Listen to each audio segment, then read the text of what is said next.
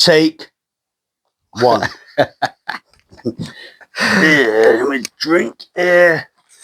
And can you stop fucking around, please? We've got a live podcast. We've got a live podcast. That's what makes it real. That this is not pre-rehearsed.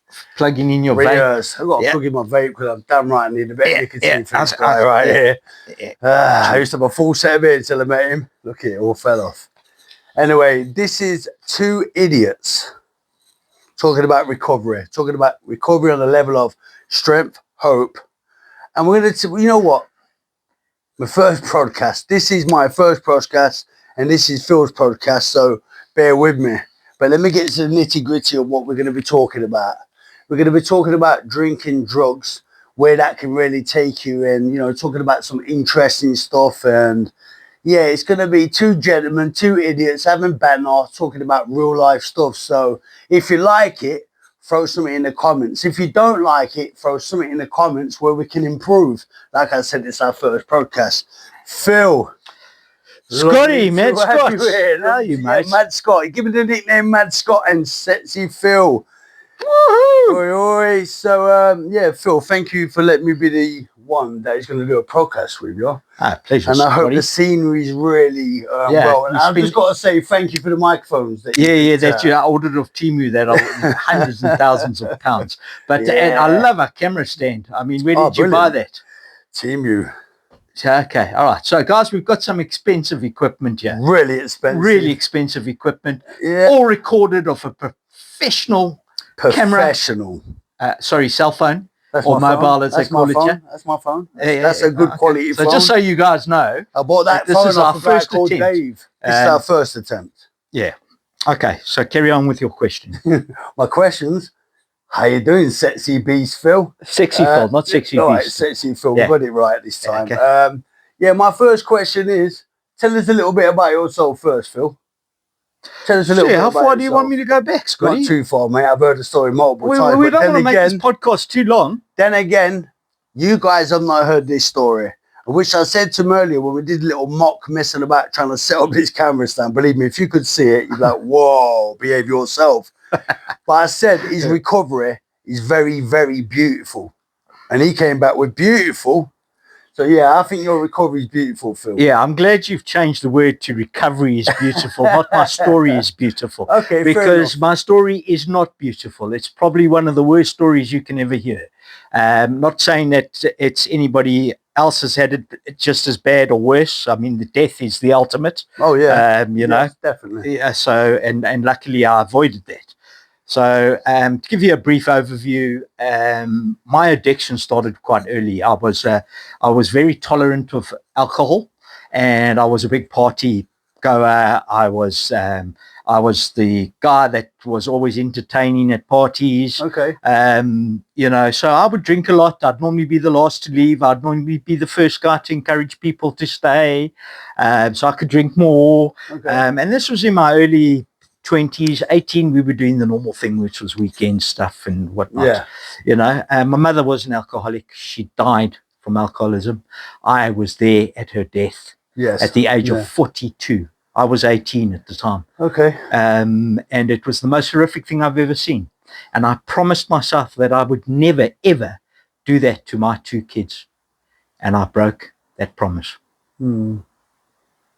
It's pretty deep. I just kind of reflected there when you spoke about your mom losing your mom due to alcoholism. I wear the same T-shirt on that, lost two parents. And can you tell us a little bit about your mom and your relationship together? I know that you said that your mom drunk and she died of it. What was the stages towards the end of her death? So it was basically... If you don't mind me asking. No, not at all. Not at all. I mean, we had to be open and honest and share our recovery. So it was actually quite traumatic. I didn't deal with it. I was the first I wasn't the first. The doctor had called my father. My parents were now divorced. I wanted to live with my dad, which upset my mother because I was her firstborn. I had two younger brothers. They're both 10 years younger than me. Okay. I wanted to stay with my old man because she was an alcoholic. And there were many times I'd come back from school and she was passed out. There was one particular incident where we had a domestic, i.e. a house helper, and she came screaming to me as I got home from school on my bicycle, and she said, "Your mother's dead. Your mother's dead." I said, "What?" And we had a study area, and there was like a courtyard at the back. Okay. And I went around to the back so I could see through the window, and there was my mother, not moving, unconscious. And I broke the door. I went back inside and I smashed the door down.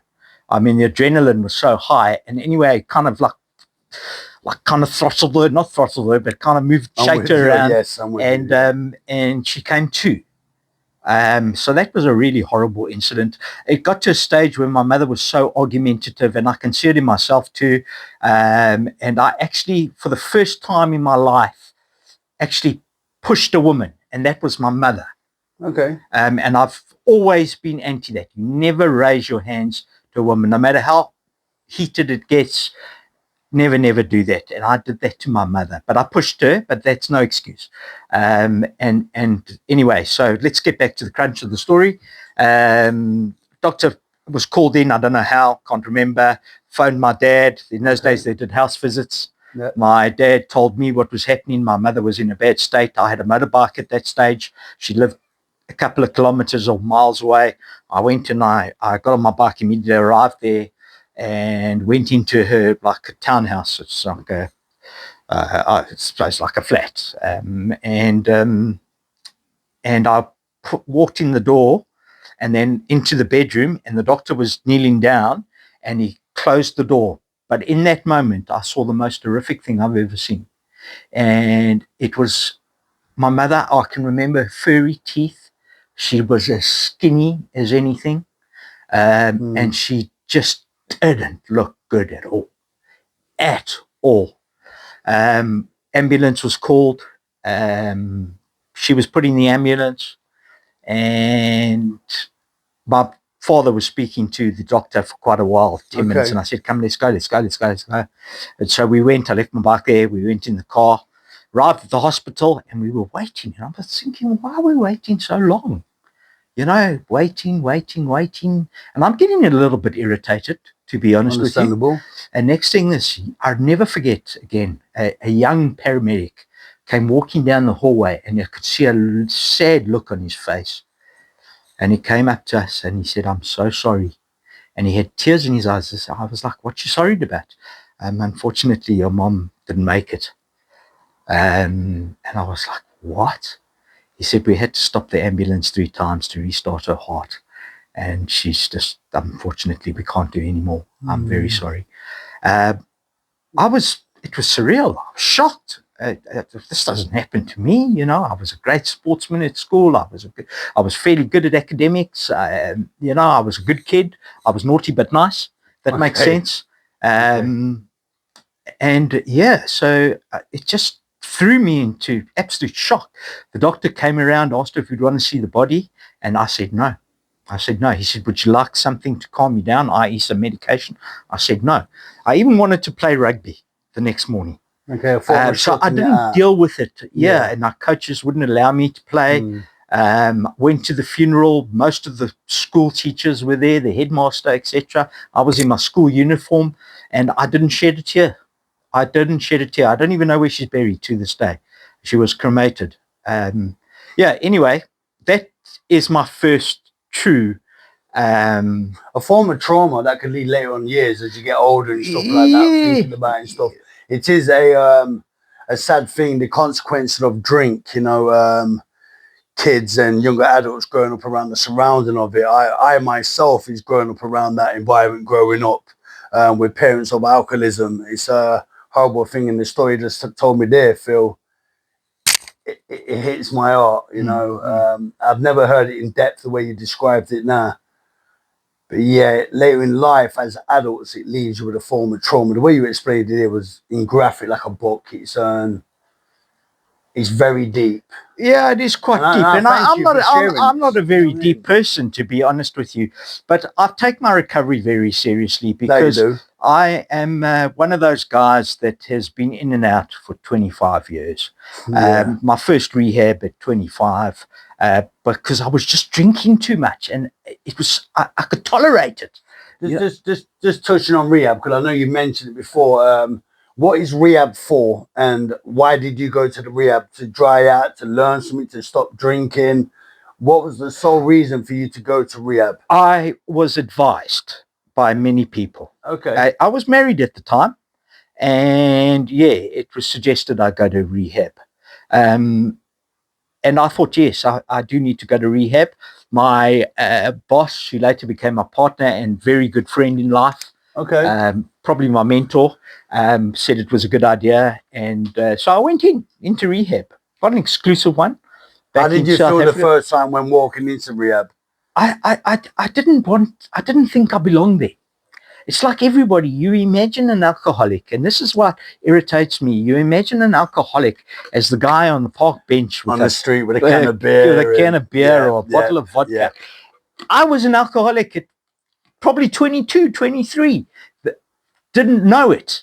Just thought I drank a lot. I was the party person. I was the life of the party. So it was just, and everybody did it. Just touching on one little thing you just said there, then we get back to the rehab question. What was it like when you walked in? You mentioned that an alcoholic to you was the guy in the street with a can of beer or the guy in the park. Correct. During our little journey on this day now, being sober, you ended up being that guy practically on the park, witnessing myself. I just didn't have the brown bag. I think that's a movie film with a kind of beer in a brown bag. Now we're just openly walking around with it. I've seen you like that, Phil. So you ended up on your journey, the guy on the bench, the guy on the street with a can of beer, witnessed by myself and many others, but totally not now. But going back to the rehab, when you walked into rehab, knowing that you have to go in there to try and get some form of recovery, what was it like, the initial start of walking through them doors, and how did you feel? I was apprehensive, and I really didn't want to be there. I really didn't want to be there. I didn't think I was an alcoholic, and that was 25. If only I'd realized then, I would have saved myself so much pain and so much grief. And I see it in the rooms to this day, the youngsters that have got an inkling that they're alcoholic, and they come in at 25, 24, and they think this is not for me, and they go out and they relapse, and some of them come back, which is good, but they don't realize it till very much later on. And it could be quickly for some, it could be slowly. My progression was absolutely huge. I went from being an alcoholic to on death's door, literally on death's door. 10 hospital visits in 10 months. The final visitation was on the 7th of November, 2024. All right. And I had full-blown psychosis. Didn't know where I was phoning friends and telling them they've been kidnapped. And I really believed that, Scotty. I really believed it. I mean, my smile, my evil was through the bloody roof. And I just thought, I think that's what they call the desperation, what do they call it? The desperation, the gift of desperation. Yeah. And you don't want anyone to be there at the gift of desperation. If you think you're an alcoholic, see the signs, notice the signs, get it while you're young. Listen to people. When more than one person saying the same thing, either your family members or friends, then you've got to go, yeah, but when you're in the madness, you don't think like that. I remember... No, you don't. Going back, I think it was 2 years ago, Phil. It was actually one of our friends' birthday party, and we went out for some food, quite a few of our friends in that. I remember you walking in, I think you was with your daughter or a family member, and you came in, nice car, looked very smart, talking about watches, and, you like your nice stuff. I've got to admit that. And, the way you was articulate, you look really well.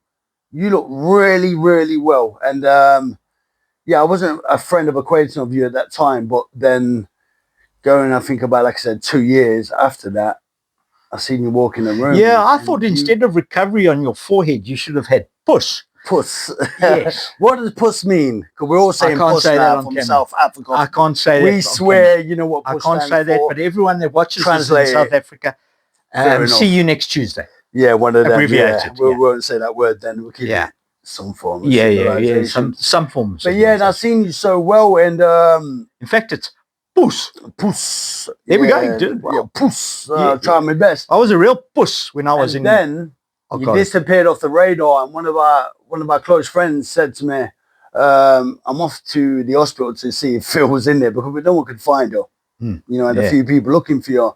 And I said, "You know what? I'll come with you." Gone into the hospital. We're asked. We just said your full name, and then we got directions to go there. And we walked in and we seen 2 police officers. Yeah. And then we knew that he was on the bed. I think he was handcuffed at the time. And when this particular person walked around and seen you on the bed, you looked up that, and you had this beautiful smile on your face, like to say, "There's someone that cares," in that. And the officer was adamant that we couldn't talk to you. We said, "We're going to be a minute. How you doing, Phil?" Yeah, that lifted me. And unfortunately, Scotty, that was not my last time. No, it wasn't. You know, I still was running out of the hospital, catching cabs even to go to the off license, which is like a bottle store.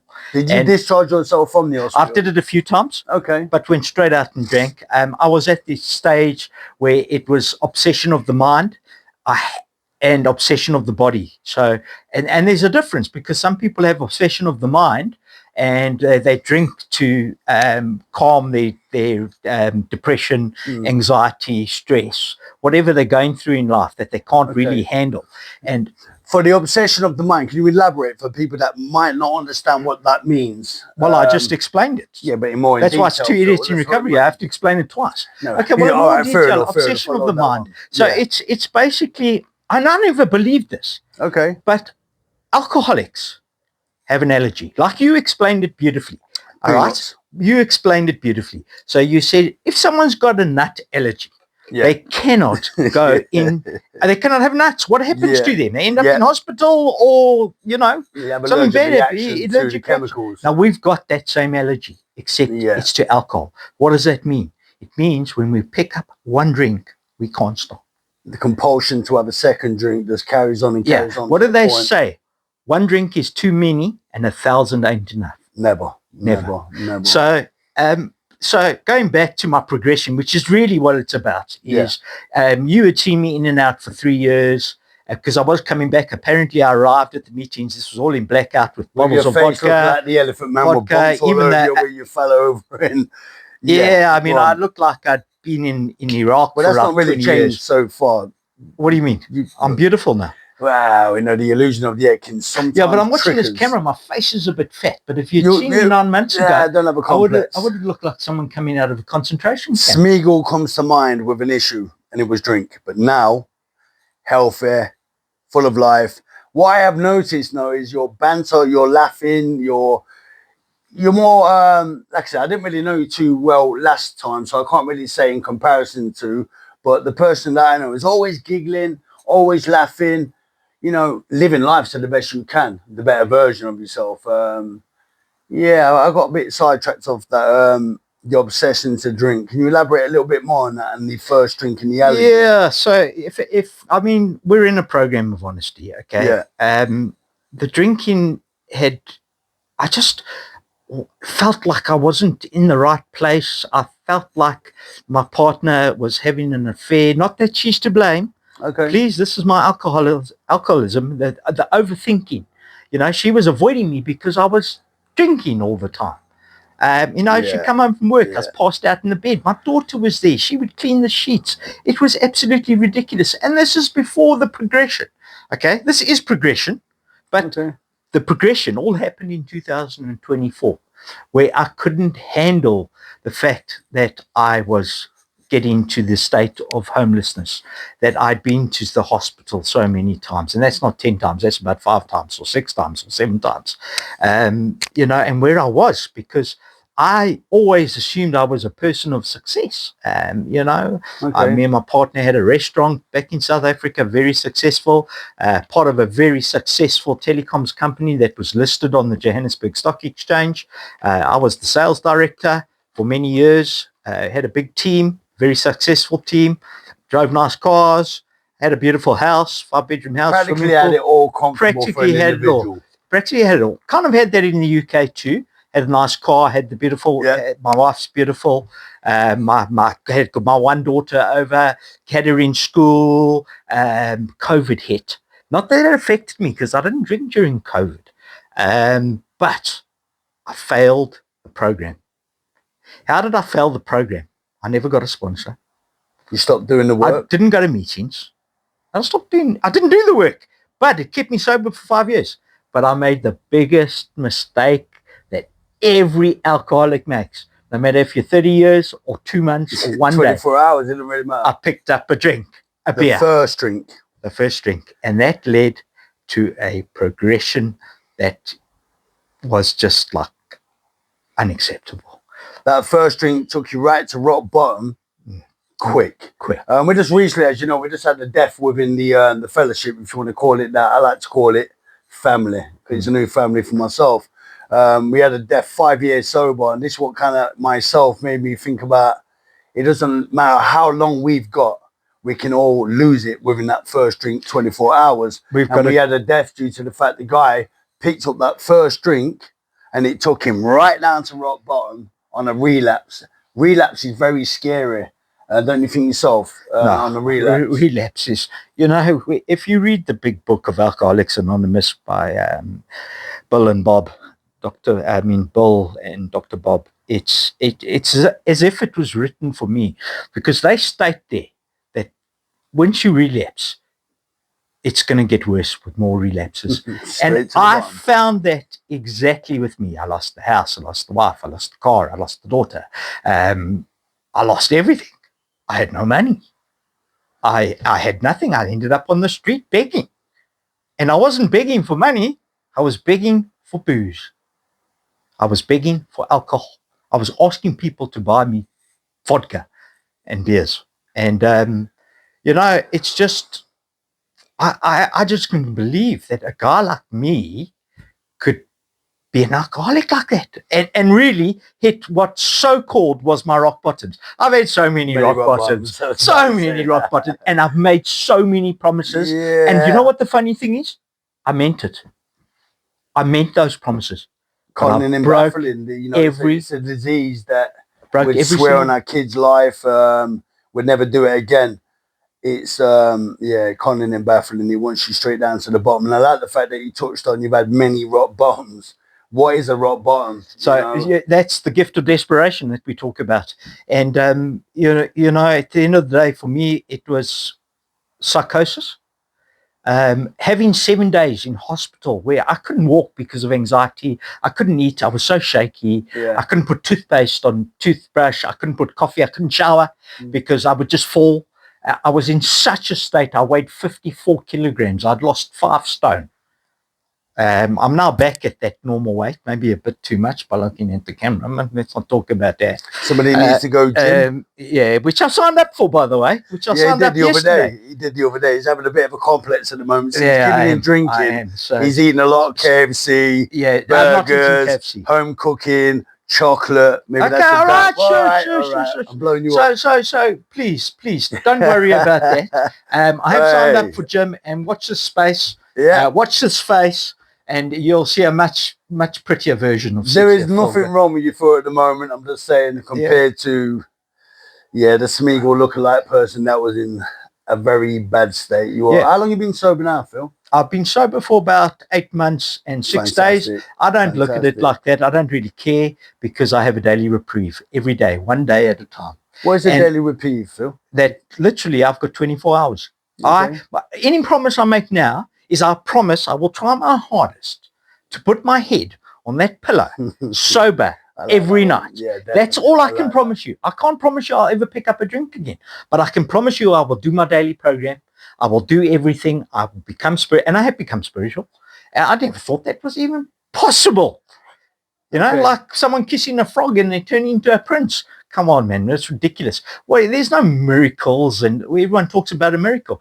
But people point at me, and I point at the rooms, and I see miracles every day. That's what I was just about to say there. I'm a different opinion when it comes to miracles because I've seen living proof of miracles in the spiritual bit. Can you just touch on what the spiritual bit is about? So there's a big difference between your religion and spirituality, and it's just believing that in something that is higher than you. You can't do this alone.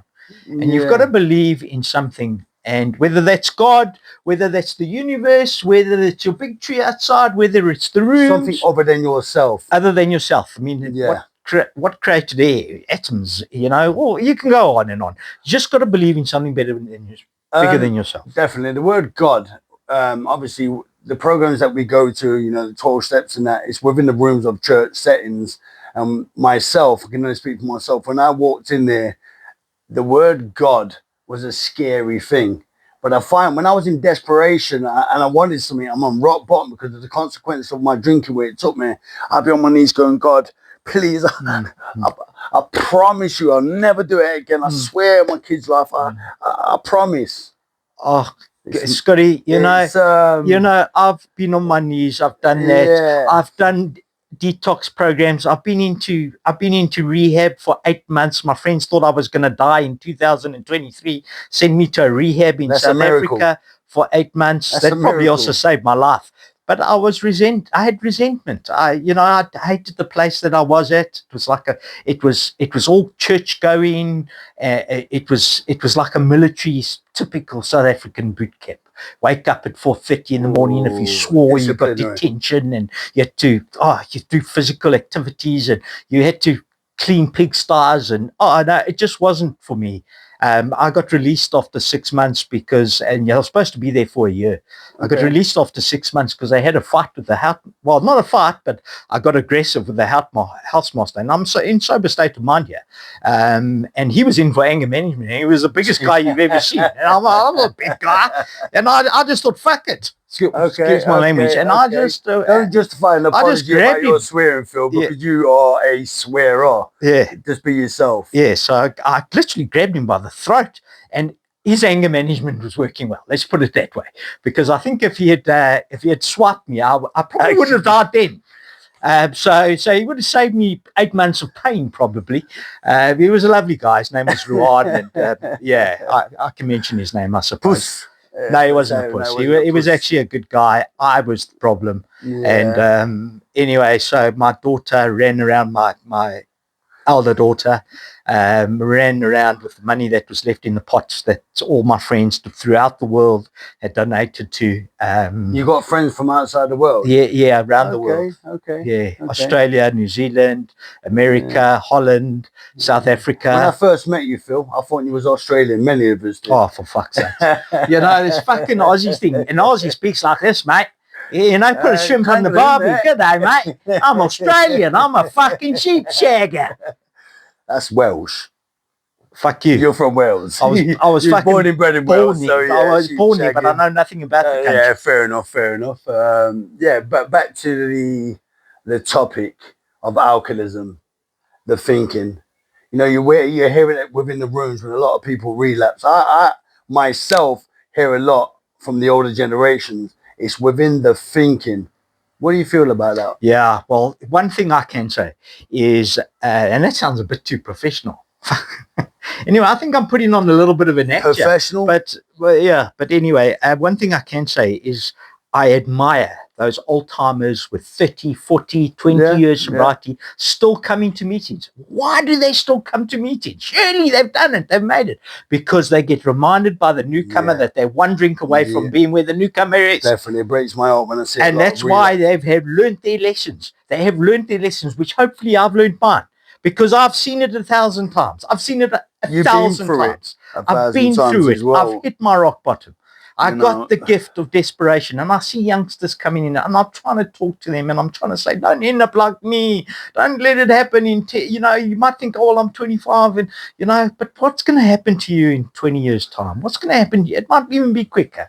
You're going to end up like me. You're going to lose everything, and you're going to have to get everything back. First of all, you've got to avoid death, because that's where it takes you. It's death. It is death. And you don't believe that?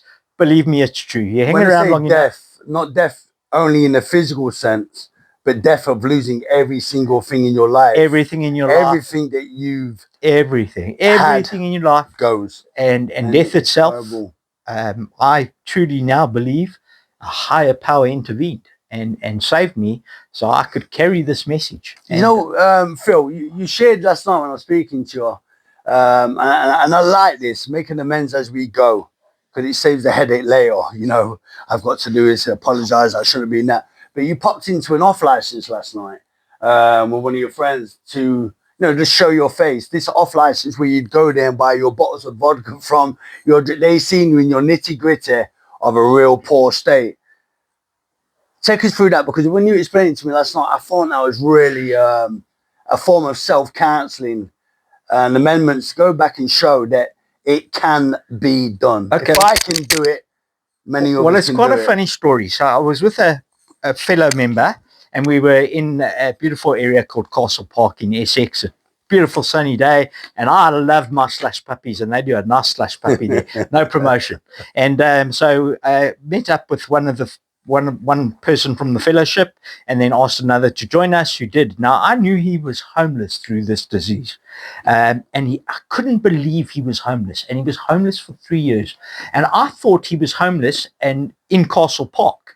Like Okay. he was living. He said, no. I said, should we go and visit where you were homeless? Anyway, he took me miles from Castle Park. Okay. I was sweating like a flea on a camel's ass, you know. I mean, I was, yes. Anyway, he took me, but on that route was the places that I had gone, places where I'd been banned, and the place I'd stayed, called, I'm not going to name give the name of the place, it but was yeah. a hotel that the government had put me up in. appalling. The first night I'd broken Very the window, appalling. smashed the door, all sorts of, anyway, we won't even go down there. So I went into the off license, and nobody recognized me. Nobody recognized me. I went into the hotel because I had seen the manager, a guy there, and he couldn't believe the difference. This was after about 3 months or so. I do believe you only start to think clearly after about 3 months of sobriety. Yeah. And the chances of relapsing those first 3 months is quite high. It's actually quite sad. I don't even want to mention the number, but if you can do the first 3 months, you've got a good chance. Anyway, so I'd seen him just after 3 months or somewhere around there. But this time I saw the owner. She didn't know me from a bar of soap. And she said to me, they were checking in some people. She said to me, Kumar will be with you now. I said, thank you. I said, do you recognize me? She says, no. I said, I'm Phil. She went, no ways. I said, I'm Phil. She said, you're the guy that came in the bother Kumar I had to find the ambulance for. He thought you were dying. Are you that guy? I said, yes, I'm that very guy. She just looked at me and she said, wow. She said, this is incredible. And I told her a bit about my mission and my history going forward in recovery, about becoming a peer mentor and helping others. And she said, we're going to touch on that towards the end, but go on. Carry on. So anyway, we chatted about that for a bit, and then I went to another off license, also didn't recognize me. And then finally went to Joe's homeless. That's another fellow within the recovery is probably well. That's doing well. He's the only person I've ever seen in recovery that I didn't think was an alcoholic. Yet he was homeless for 3 years. Yeah. And he lived under the most terrible conditions. He lived in a forest that was full of thorns on a box. When it was raining, he would go under the bridge. Sad story. And that's where drink and drugs take you to the bottom. But he is one of the lucky ones because, I mean, he got it early. When I say early, I think he's in his early 30s. He's definitely he didn't. Me at 51. I mean, my 50th birthday party was spent outside of Tesco's with a bottle of vodka with my keys, because I've been arrested so many times. Now I realize that you put your keys on your tire and the cops can't do anything. The cops came and they had to bugger off because they couldn't do anything. But yeah. Just bring you back a notch. When you walked in and you seen the lady where you used to live and you went into the off license to see these people and, to get feedback because they didn't recognize you. And when they did, they were shocked with surprise. Like, whoa, we thought you was dead. How did you feel inside? I actually felt quite good, Scotty. Want to touch on that a little bit? Yeah, there was also another incident that happened to me, and I'm sorry to avoid your question. No, that's cool. Is in Castle Park, I met up with a guy that stayed with me in the hotel, and he's homeless now. All right. And he turned around to me and he said, Phil, you're quite an inspiration. Now, this was a guy I looked up to because he was manageable. He was in the hotel. He was smoked a bit of weed, but he hardly drank, and he was doing work around the hotel. He was doing manual labor and kind of like I could see he was like active. He had some mental health issues, but he looked normal to me. Anyway, he was homeless, and he said I was an inspiration. Jeez, like, and so that was one thing. That was all in a day. That was yesterday, and then obviously going to the off license and that, and people saying like I'm not recognizing me. So obviously there's a change, and recovery has obviously worked.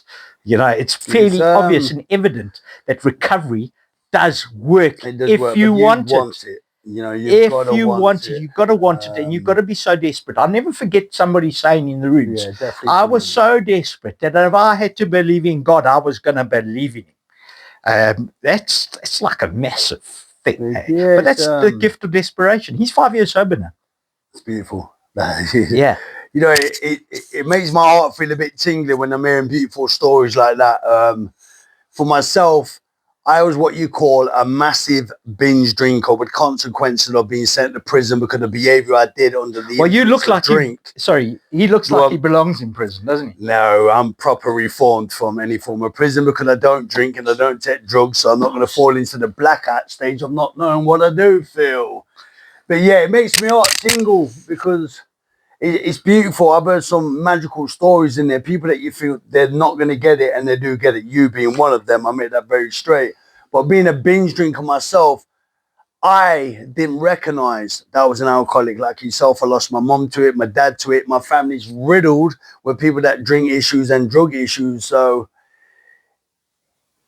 miracles do happen. Absolutely, Scott. Miracles do happen. I've got to admit. I mean, you shared the other night, and it's a very powerful share because you were brought up in the system. I mean, you had no role models, and you drank to be in the in crowd, so to speak. You did some horrible things that you would never have done under the influence. Never have done. But one thing you did for me is you made me laugh. You brought that smile back to my face, and it's just by you being you. I mean, I would never think we would be such good friends. Nah, definitely not. Never, ever. Definitely not. There's this mad tattooed prisoner. So he calls me the tattooed prisoner, and I am reformed in many ways. I cut his hair. You've got like a recovery bar. That's why my hairstyle looks like shit right now. Perfect haircut, perfect. Yeah, but it doesn't shoot my rounded face now. It shooted it about 3 months ago. But now, anyway, So Scotty, there's a lot of miracles in the rooms. There's definitely a lot of miracles. You touched on the program. What I was going to say there, I want to speak a little bit about your relationship with your children. Yeah. You can only picture what it must have been like as he just shared his story and stuff with his family and his kids and stuff. What is your relationship now, Phil, with your children? Okay, well, let's first go back to that promise I made. There is a reason to why I asked that question. Yes. Because I've seen a beautiful video that you showed me of your daughter that sent you for the first time doing a FaceTime on WhatsApp. Like I said, it made me tingle. But yeah, what's your relationship now with your daughter? Beautiful. They're all beautiful. In fact, most of my relationships have been fixed. 1 or 2 people still don't talk to me. That's because they did everything and they thought there's nothing more they can do. And it's true. There was nothing more they could do. It was up to me now. It was really up to me. And I had to have those 7 days to in the hospital, which is unusual because they need the beds for like cancer patients and people dying, but I was dying. So they kept me there for 7 days, which is unusual. Very unusual. You normally keep you in 2 days and you're out, Definitely. This was 7 days. Anyway, go back to the relationships. That promise I made to myself, I broke it. That I said I'd never be like my mother. I was 10 times worse. I had my daughter cleaning the shit out of my bed. I had her carrying me. I had her watching me pass out. I had her cleaning the sheets, walking the 3 big dogs one at a time because she couldn't handle them. And she had to go live with her uncle. She had to go back to South Africa, all because of me and my alcoholism. I'm bringing her back. She's coming back. We have a beautiful relationship. I speak every day to them. Practically every day. Just my eldest daughter's got a boyfriend, and obviously he comes first. Dads are not cool. Even though I say you've got the sexiest dad in the world, you should be advertising me, man. But they don't. So my wife, who's exceptionally important to me. Oh, definitely. She's a big part of your life. She's still got some issues that I created to deal with, but we've got an amazing relationship. That's the ripple effect that when you start to get into a sobriety of recovering, I won't use the word recovered, we'll touch on that, but recovering, the ripple effects we try and fix and amend at the time. And if we can't amend it, because we want it straight away, how long's a piece of string snip without impatientness? But I've seen your relationship develop, get beautiful from the real conversations we've had. And yeah, I look forward to more of your story to do with your partner. Yeah, we've got the gift of desperation, and then you've got the most important gift, the gift of sobriety. Oh, Now, definitely. people coming into the rooms think, how am I going to go to parties without drinking? How am I going to do this without drinking? I promise you can. I nod my head at that one. I promise you can. And it becomes more fun when you're sober. Better. Life begins when you get sober. Oh, definitely. And I can promise you that. I can promise you two things. Life will get better or you'll die. That's a bit your of a choice is yours. There. Definitely, the choice That's is the yours. truth and the reality. Phil, I went to someone's party before, and I'm probably about 3 years and a bit in, 24 hours just for today. And someone said, "Do you want a drink, Scott?" And I'm going, "Nah, I'm okay, thank you. I don't drink anymore. I'm in recovery." I went straight and deep, said I'm in recovery, and all that. And the person was persistent, kept offering me a drink, and I said, "Listen, I don't drink." And it was more of, "What, you can't just have the one?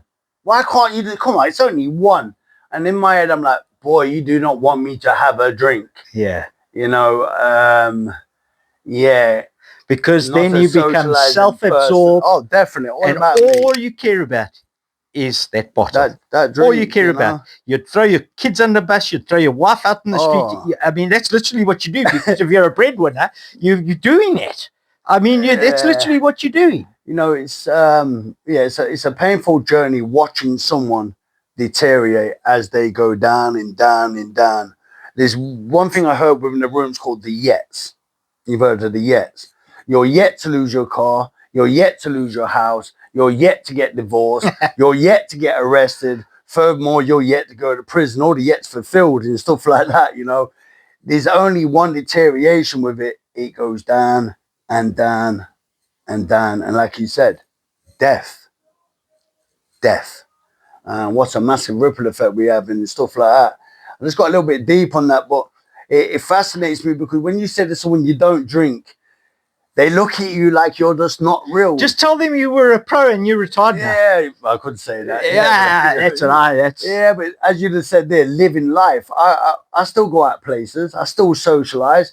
Just the other day, I went out with my lady to a place in Essex to do some dancing. I'm feeling the pain now. I still dance like I'm 21, but I'm not in here. Yeah, you look like a monkey. Well, I've got the moves. One of them. Okay, but yeah, you know, life does get better, like you just said. Life does get better. It's a new. You exchange. I think the saying is a new life for an old life, and it is totally a new life. And even though I don't even have what I had, I don't have anything. I mean, nothing. I still don't have my daughter back here. My wife is still separated from me. I don't have a house. I don't have a car. I'm living off the government. You know what? I've got to really praise the British government here because they have helped me recover, and they have NHS too. Many times that I was in that hospital, they still took me in. They still put me on detox, even though I was going out and drinking. They still. I know you have a lot of praise for the system. Yes, I do. Which the acknowledgement is there, but you've been giving back. I want to say giving back. Yeah, you've been giving back by doing a course to better yourself, a different career and stuff like that. Just the other day, you was helping. What was it? Helping them do a package. A survey for the NHS. A survey for the NHS. What was that about? So dual diagnosis. And the first question I asked is, what is dual diagnosis? Okay. And that's basically someone with mental health issues.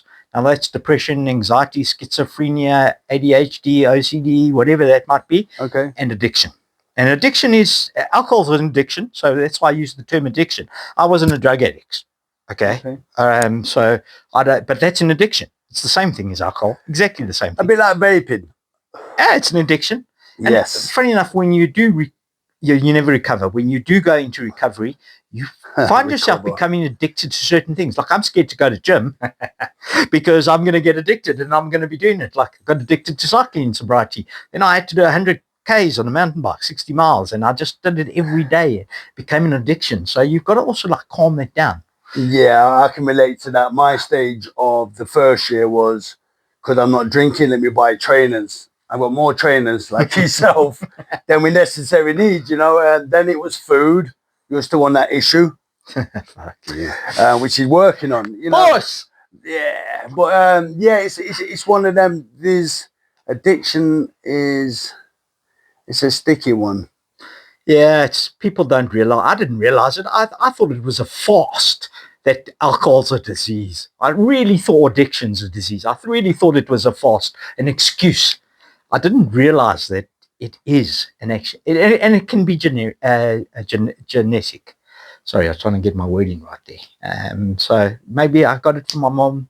Maybe I just abused it too much that I got the obsession. I don't believe. I don't know. I'm a bit of an argumentative person when it comes to the genetical aspects of, you know, drinking, drugs passed on from relatives, and all through my family is riddled with them. The reason why my opinion has changed on that, Phil, I've been in the rooms of AA, Alcohol Anonymous, and there is so many people with different backgrounds, people that have been brought up by parents that have not even had an inkling of any trouble, good education, got living jobs, and they've still got the disease of alcoholism.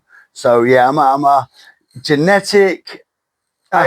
Yeah, I don't know if it's debatable. I don't blame my mother. Yeah. I should have known then when I made that promise to myself at 18 that I shouldn't touch alcohol when we're young. Yeah, so. But you see, when you're young, we're stupid, and and we just want to party, and we want to get the girls, and we want to do all those things, and we want to take a little bit of ecstasy here and there, a little bit of cocaine, try it out, see what it's like, a little bit of weed, whatever the case may be. But you know, alcohol was my demon. When I went out the other night, like I said, I went out with my missus. She likes to dance, and I call it boogie. Call me getting old, whatever. And boogie's in nice. Yeah, boogie. I was looking over there, and I was looking over there, and it touched me for a second to the point I looked a bit over the stair, just trying to find that understanding. When I seen a load of young people not dancing, and they, I know, it's ridiculous. It's ridiculous. And I'm like, I wonder where that's going to take them at the end of the night. Yeah, I know. Ambulances, police, waking up to someone you don't know, breaking up the relationship you probably had for a long period of time, breaking trust issues. Most importantly, waking up in the morning because you spent all your money with all these friends that you think are yours, quick for the drink to take off you, quick for the coke to take off you, and you've got no money in the morning to the point you're begging people, can I borrow 10 quid because you've got no electric. That's what hurts me when I see this. Yeah, going out when you're young, having a good time, Phil. It's all fun. I just see it when now did it everywhere. stop being fun for you? Shit, when I wasn't in reality. I mean, when I was phoning people and telling them their wives were in my hospital bed. And I would even show the camera, and there was nobody there, but I just saying, look, see. Psychosis. I mean, it's psychosis, which I thought was wet brain, which is the end of an alcoholic. Yeah. Which is the end of an alcoholic. That frightened the living shit out of me. I'm not going to deny that. That really frightened the living shit out of me. You remind me so much. I've got an older brother by 1 year. They call it a chronic alcoholic. He's full blown. And he found my mum when she died of drink, side, a heart attack or whatever. And when I went to visit him in Ipswich not long ago, it was on my mum's blanket, the blanket that she died on. And it'd have the same as my mum pattern of behaviour. A bucket of sick spit, cans everywhere. And I'm in recovery. And when I go and visit him and I say to him how I'm doing and stuff like that, he doesn't come. I'm not asking for acceptance, far from it. But he comes back with, remember when you did this and remember when you did that. And you listen, you've got to put the past behind you, but not shut the door in it, because it has to be a reminder. Hence me going with my mate to see where he was homeless. It was a good reminder for him of how far he has come, even though he's young and he's like applying for jobs now. He's going to give back, and he's going to get back into paying taxes and whatnot, you know. So all this money that gets paid out to me, I'm not worried about it, because I'm going to pay it back by saving lives, hopefully. It's my mission is I can't save everybody. I know I can't save everybody, because it's ultimately yourself that saves yourself. And but I can at least got to do it for yourself. Somebody's got to click that. Hang on, I don't want to end up like that. I don't want to be that. And somebody's got to click. One person out of 100. I don't care. One person out of 1,000. says, okay, I don't want to go down there. Currently, there's someone in our fellowship. Somebody's struggling out there. Yeah, who's kind of admitted he's an alcoholic, but he's got everything. He's just lost his girlfriend. That's it. But she's kind of, I'm hoping he stays in the program because he's going to end up like me. It's horrible when you see that, Phil. Yeah, it is horrible. And I didn't get to finish my compliment there. Sorry. I don't really throw too many compliments your way, Phil. But you remind me of my brother from the early stages, because my brother was just like you when you came back in the room. He was in a real bad state, falling down the stairs, banging his head, lumps all over. And it breaks my heart. Just thinking about it now, I get a little tingle. It's fucking hard. Why can't people get it? That's the miracle. That's not the miracle. The gift of desperation. How can you call desperation a gift? Well, it kind of is, because it's got to be a gift. Because it's what stops you. It's what stops you. And and when you think you've hit rock bottom, like I did, when I was kicked out, when I was living in my car, I still carried on. When I was outside a police station, still carried on. Yeah. Just checking if that's recording, which it is. I hope it's fucking recording, because how long have we been? Oh no! I can't even see. Hey Phil, I just had an illusion. Did I press the button? Just sitting there. Oh my God! There's something you would have fucking done. Tell me about it, and I would have had everything torn out of me for a long time. Duh. But yeah, it's Anyway, I think what we should do is let's leave it there. Okay. Yeah. And I'll tell you why, because I think we've kind of gone over time. There's our first podcast. But this is our first podcast. Lots to discuss. Let me just say something, which I got told to, apart from my knobbly knees. If you've got any suggestions or any ideas that we can put on a platform of making a podcast, because like I said, this is our first podcast to talk about real life stuff. Don't be shy. Leave it in the comments or whatever, because he's going to put it online. Let us know. Phil. Yeah, so just if you agree that my he's left me hanging is correct. He's left me hanging like the 34 bus. Phil. 54 bus. Well, one of them. It's been a pleasure, Scotty. I'll see you for the next podcast. Definitely. And you guys, stay cool. Live. Laugh. Know you can do it. And I'm telling you, I've seen many miracles. Definitely speak up. I'm one. On that note there, me knobbly knees. Oi. Turning off. Cheerio.